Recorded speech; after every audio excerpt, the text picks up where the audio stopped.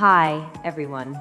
The development of AI-powered military technologies raises ethical concerns about autonomous weapons, highlighting the need for international regulation and moral scrutiny. Today's podcast is about AI in military technology and ethics. Stay tuned and stay safe.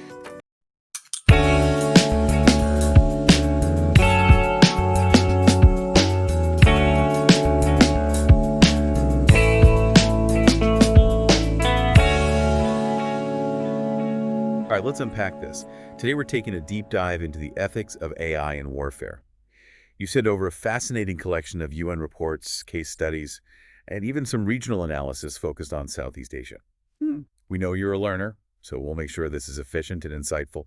Think of it as getting the Cliff Notes version, but with all the juicy details that make it memorable. Sounds good. Our mission. To help you understand how AI is changing the face of warfare, what the ethical dilemmas are, and why it matters to you, even if you're miles away from a battlefield. Right. Okay, one thing that really struck me was the economic and societal impacts of AI in warfare, especially in Southeast Asia. Okay. Like, there are these reports suggesting AI could boost Southeast Asia's GDP by a huge amount, like 10–18% by 2030. But then on the other hand, there's this potential for massive job displacement, particularly in agriculture. Like, I was reading about how farmers in Indonesia are already feeling the pressure from AI automation. It's kind of crazy to think about AI drones and Indonesian farmers being connected, but they are. Yeah, it's a very complex issue with lots of different perspectives. Totally. And it's not just about jobs, there's also the whole issue of surveillance and privacy. Oh, absolutely. Like, think about Malaysia's facial recognition system in airports, or Singapore's safe entry program. Yeah, right. Those are all AI powered. And while they aim to increase security, they also raise concerns about how much we're willing to be watched. Yeah. And how that erodes public trust. Yeah, that's a good point. It's like, where do you draw the line between security and freedom? Exactly. And it's not just about being watched. It's also about AI making life or death decisions, like in warfare, potentially without enough human oversight. Yeah. The case study on Israel's lavender system was really eye-opening. It was reportedly used in Gaza, and basically it analyzed huge amounts of data to identify and even recommend targets for attack. Wow. It's a lot of power vested in an algorithm. Right, and it raises some really uncomfortable questions like, are we dehumanizing warfare by delegating these critical decisions to machines? And if so, what are the implications for accountability? That's a huge question. Absolutely. And it links directly to the debate surrounding lullabies, lethal autonomous weapon systems, which is one of the key areas of concern highlighted in those UN reports you sent. Yeah, those reports were pretty intense, especially the part about the 2020 incident in Libya. With those Turkish STM Cargo-2 drones. That was chilling. I know, right? It's widely considered the first documented use of fully autonomous weapons in combat. Right. And it makes the whole accountability question very real. Like, if an AI-powered weapon messes up, who takes the blame? Right. Who's responsible? Is it the programmer, the commanding officer, the government? Yeah, it's a real dilemma. It is. And it's a gap in our current legal and ethical frameworks. Totally. And it's further complicated by the fact that we're seeing an AI arms race heating up, Oh, yeah. particularly in Southeast Asia, Right. with China and India investing heavily in autonomous weapons, which is putting pressure on their neighbors to do the same. It's like a chain reaction, pushing everyone towards AI militarization. Yeah, it's a complex geopolitical landscape. But isn't that going to come with a hefty price tag? Well, I mean, yeah, AI promises economic growth, but those same reports are highlighting the risk of job losses, especially in Southeast Asia, where a huge chunk of the population relies on sectors that could be automated. right.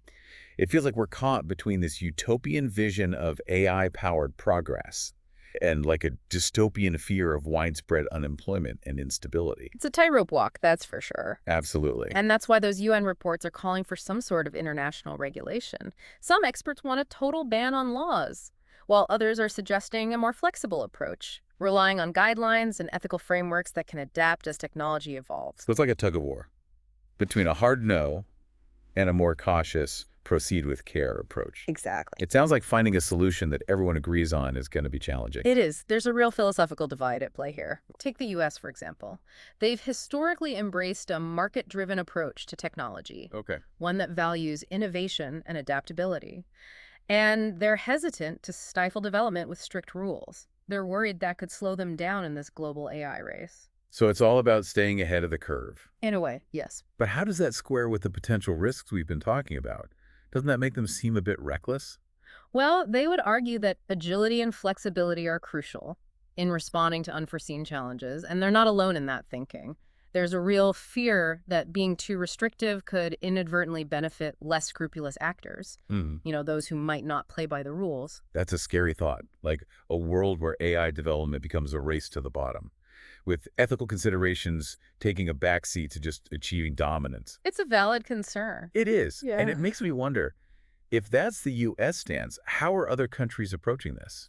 That's where the EU comes in. They offer a very different perspective. Okay. They're pushing for a stricter, risk-based regulatory approach. Prioritizing human rights and safety above all else, and they're calling for greater transparency in AI development, especially when it comes to military applications. So it's like a classic clash of philosophies. The U.S. championing innovation and adaptability, and the EU advocating for caution and control. Yeah, you could say that. And that begs the question, is there any middle ground here? Can these two approaches find a way to coexist? It's a question that's being debated right now at the highest levels. Wow. And it's not just a theoretical debate. This tension is playing out in real-world scenarios, as those case studies you sent demonstrate. All right. Take the 2023-2024 conflict in Gaza, for example, where Israel used that Lavender AI system we discussed earlier. Right. It sparked international outrage, with many human rights groups questioning its compliance with international humanitarian law. Yeah, that case study was really powerful. It really highlights the potential for algorithmic bias and the dangers of relying too heavily on AI to make life or death decisions. But then again, there's also the argument that AI could potentially make warfare more precise, reducing civilian casualties and collateral damage. Right. It's a real ethical conundrum. It is, and it's one that we as a global community need to grapple with urgently. I agree. Because whether we like it or not, AI is changing the face of warfare. And the choices we make now will determine the kind of future we create. One where AI enhances our security, or one where it threatens our very humanity. Okay, so we've got this clash of philosophies, Yeah. a rapidly developing technology, and a whole lot of ethical gray areas. Where do we even begin to unpack all of this? Well, I think the first step is to delve deeper into the concept of meaningful human control. Meaningful human control. Yeah, Okay, that sounds straightforward enough. it does. And something tells me it's a lot more complicated than it seems. You're absolutely right. It's a concept that's still being defined and debated, and it's going to require us to ask some very tough questions about the role of humans in a world increasingly driven by intelligent machines. All right, let's unpack meaningful human control then. It sounds like a good place to start. So when we talk about meaningful human control, in the context of AI warfare, we're essentially trying to grapple with how much autonomy we're comfortable delegating to machines, particularly when it comes to decisions about the use of force. It's like drawing a line in the sand. Right. On one side, you have humans making all the calls, and on the other, you have AI operating with complete independence. But where exactly do we draw that line? And who gets to decide? Those are the million-dollar questions, and there's no easy answer.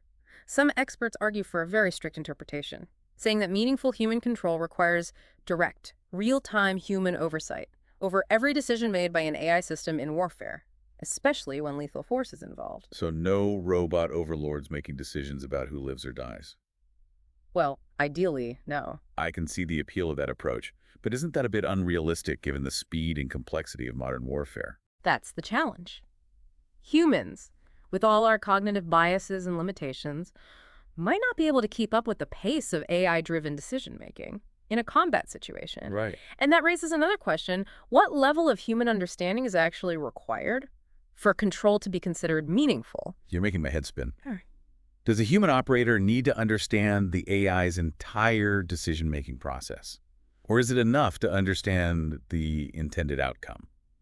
It feels like we're getting into some really deep philosophical territory here. We are, and this is where things get even more complicated, because there's also the argument that a more nuanced approach is needed, Okay. one that recognizes the limits of human cognition and allows for a degree of autonomy in certain tasks. So it's not an all-or-nothing proposition. No. There could be a middle ground. Right. Where AI assists human decision-making. Yeah. But ultimately, humans retain control over the critical calls. Precisely. Imagine a scenario where an AI system analyzes vast amounts of data to identify potential threats and recommend courses of action. But a human operator ultimately decides whether to engage or not. Okay. That's one way to envision meaningful human control in practice. It's like having a super smart co-pilot who can process information and provide insights at a speed no human can match. But the pilot still has their hands on the controls. Exact. But even in that scenario, there's still a risk of over-reliance on the AI. For sure. What if the human operator becomes too comfortable deferring to the AI's recommendations? That's a valid concern. And it highlights the importance of training, education, and establishing clear protocols. Right. Humans need to be trained to understand the limitations of AI systems, recognize potential biases, and critically evaluate the information they're being presented with. It's not just about pushing buttons, it's about understanding the implications of those actions. So it's almost like we need a new breed of soldier, one who's not just skilled in combat, but also fluent in the language of AI, able to think critically about its outputs, and make informed decisions in a rapidly evolving battlefield. Exactly. And that's a challenge that's not just limited to the military. As AI becomes more pervasive in society, we're all going to need to develop a better understanding of how these systems work, what their limitations are, and how to interact with them in a responsible and ethical way. This all feels incredibly complex and honestly a bit overwhelming. Are there any real-world examples that can help us grasp how these different approaches to meaningful human control are actually playing out? Absolutely. Let's circle back to those case studies you provided. They offer some valuable insights. Consider the contrasting approaches taken by the U.S. and the EU, which we touched on earlier. Right, the U.S. with its emphasis on flexibility and innovation versus the EU with its focus on caution and human rights. How does that translate into their respective approaches to meaningful human control in AI warfare? Well, the U.S., true to form, has adopted a more flexible stance. Okay. They argue that rigidly defining meaningful human control could stifle innovation and hinder their ability to respond to rapidly evolving threats. They believe in allowing for a degree of autonomy in AI systems, particularly for tasks like target identification and threat assessment, while emphasizing the need for human oversight at critical decision points. So it's like they're saying, we trust our AI, but we'll keep a human in the loop, just in case. Yeah, something like that. But doesn't that leave a lot of room for interpretation? It does. What exactly constitutes a critical decision point? That's one of the criticisms leveled at the U.S. approach. It's seen as being somewhat vague and open to potential misuse. I see. Critics argue that it doesn't provide sufficient safeguards against the unintended consequences of autonomous weapons. Okay, and how does the EU counter that argument? The EU takes a much more cautious approach. They advocate for a stricter interpretation of meaningful human control, arguing that humans should retain ultimate authority over the use of force. Even in highly automated systems, they're pushing for clearer guidelines, potentially even binding treaties. That would set clear limits on the autonomy of AI in warfare. So it's a battle between pragmatism and principle. You could say that. The U.S. prioritizing flexibility and adaptability, while the EU emphasizes ethical considerations and human oversight. Exactly. I can see why this is such a contentious issue. It is. But how are these different approaches actually playing out on the ground? That's where those case studies come in handy. They provide a glimpse into the real-world implications of these philosophical debates. Okay. For example, the 2023-2024 conflict in Gaza, where Israel used its Lavender AI system to identify and prioritize targets, raised serious questions about algorithmic bias and the potential for unintended civilian harm. Right, that case study really stuck with me. It felt like a cautionary tale about the dangers of relying too heavily on AI in warfare without sufficient safeguards in place. I agree. But haven't there also been cases where AI has been used effectively to minimize civilian casualties? Yes, there have, and that's what makes this debate so complex. There are arguments to be made on both sides. Right. Proponents of AI in warfare point to its potential for greater precision, faster reaction times, and reduced risk to human soldiers. They argue that AI can actually make warfare less destructive, more humane. It's like we're on the cusp of a paradigm shift. We're moving from a world where warfare was primarily about brute force and human courage to one where algorithms and data analysis play an increasingly decisive role. It's a fundamental change. But does that mean we're heading towards a future where wars are fought entirely by machines? That's a question that's fueling a lot of anxiety, and rightfully so. The prospect of autonomous weapon systems engaging in combat without any human intervention is a deeply unsettling one. It raises fundamental questions about accountability, ethics, and the very nature of warfare itself. It's a chilling thought. A world where machines are making life or death decisions on the battlefield, with no human oversight, no moral compass. It feels like we're on a slippery slope toward a dystopian future, straight out of a sci-fi film. I understand the concern. But are we being overly alarmist here? Are there any potential benefits to this increasing integration of AI into warfare? It's important to consider both sides of the coin. While the risks are undeniable, there's also the possibility that AI could be used to make warfare less destructive, more humane. Why? Imagine AI systems that are specifically designed to minimize civilian casualties, to adhere to international humanitarian law, and to de-escalate conflicts rather than exacerbate them. So instead of amplifying our capacity for violence, AI could actually help to restrain it. Potentially, yeah. That's a fascinating thought, and one that I hadn't really considered before.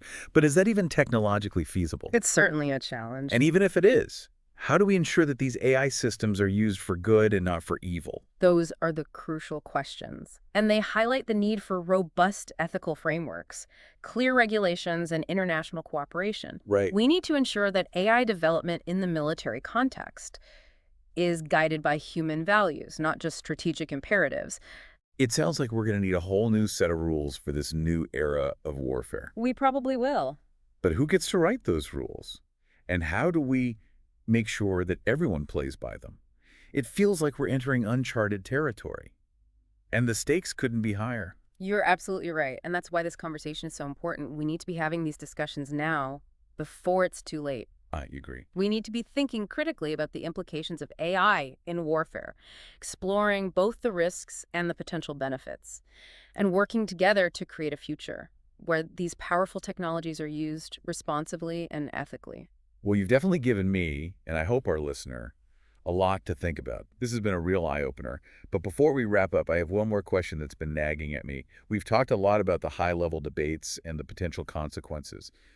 But how are these developments in AI warfare actually impacting people on the ground, in those regions where conflict is already a reality? That's a crucial question, and one that we need to address.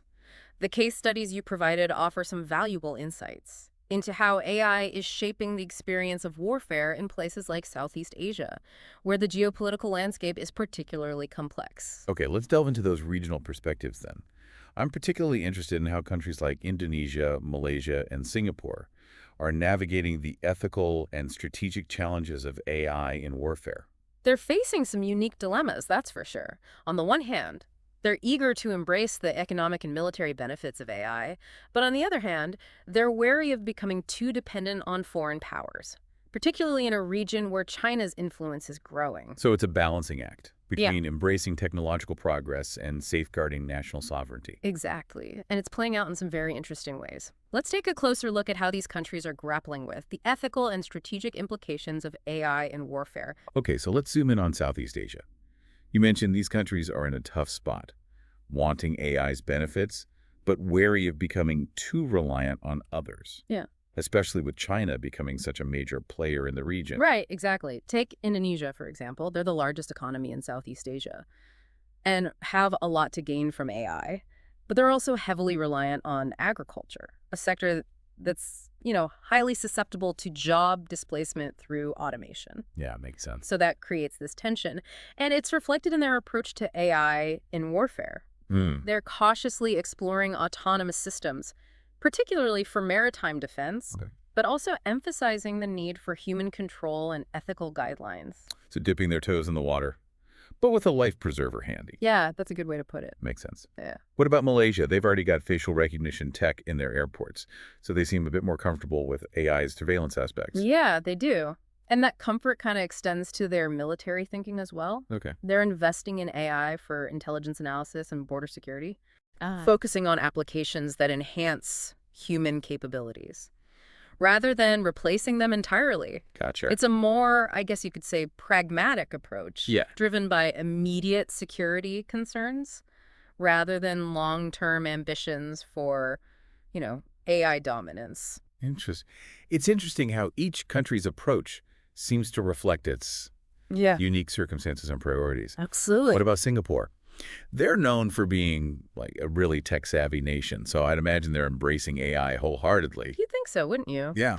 But Singapore is a fascinating case. They're a small nation, but with a highly developed tech sector Right. and a deep understanding of the potential benefits of AI. Hmm. They've already integrated AI into many aspects of their society, from traffic management to healthcare. Right, they're way ahead of the curve on a lot of this stuff. Yeah, they are. But when it comes to AI and warfare, Yeah. they're surprisingly restrained. Really? I would have thought they'd be leading the charge. What's holding them back? Well, they're acutely aware of the ethical implications Hmm. and the potential for unintended consequences. That makes sense. They're also cautious of upsetting the regional balance of power. Right. Right. So they're investing in AI research and development, Okay. but they're very deliberate about its military applications, Hmm. focusing on defensive capabilities Mm. and emphasizing the need for international cooperation and ethical guidelines. So it sounds like they're trying to strike a balance Hmm. between technological advancement and responsible innovation. Exactly. But isn't that true of, like, most countries these days? It seems like everyone recognizes the potential benefits and risks of AI in warfare. Yeah, I think that's fair to say.